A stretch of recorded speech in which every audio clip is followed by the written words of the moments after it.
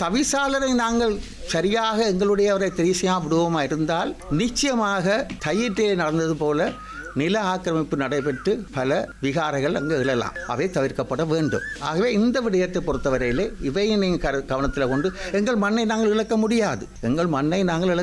எங்களுடைய மண். ஆகவே இந்த அடிப்படையிலே இந்த ரெண்டு விடயங்களும் மிக முக்கியமானது. ஆகவே உங்களுடைய கடமை என்னவென்றால் என்னுடைய வேண்டுகோள் என்னவென்றால் தமிழ் தேசியம் பாதுகாக்க வேண்டுமா இருந்தால் எங்களுடைய இருப்பு பாதுகாக்கப்பட வேண்டுமா இருந்தால் பாதுகாக்கப்பட வேண்டுமா இருந்தால் நீங்கள் நிச்சயமாக ஒரே ஒரு கொள்கை பிடிப்புள்ள தமிழ் தேசிய பற்றுள்ள ஒரே ஒரு தமிழ் தேசிய பேரவை மட்டும்தான் அதற்கு உங்களுடைய வாக்குகளை அளிக்க வேண்டியது காலத்தின் கட்டாயம், உங்களுடைய கடமை.